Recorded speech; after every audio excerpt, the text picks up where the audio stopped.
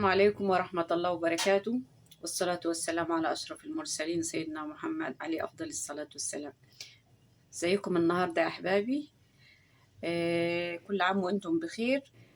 احنا من امبارح عندنا شوية شوربة، فعايزين نستفيد منها. هنعمل ايه؟ احنا طبخين امبارح، فنزود خضار النهاردة طازة.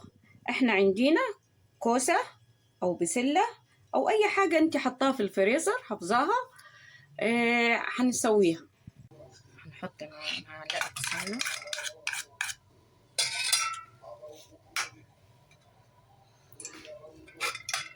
بصلاية،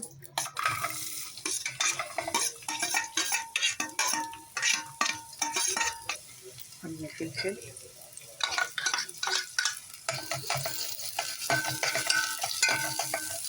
طبعا انتوا شايفين ان البصلة صفرت كفاية كده، مش عايزين نحمرها.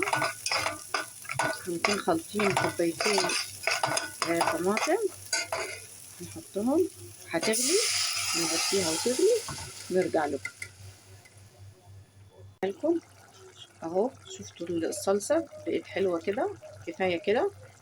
هنحط البهارات، هنحط انتم ملاحظين ان انا بحب احط الكزبرة حب مش مصفونة، احط شطة واحط حتة بابل،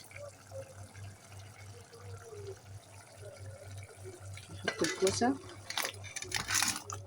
وكده. خلاص خلصت الكوسة، وبالهنا والشفا، وان شاء الله هتعجبكم.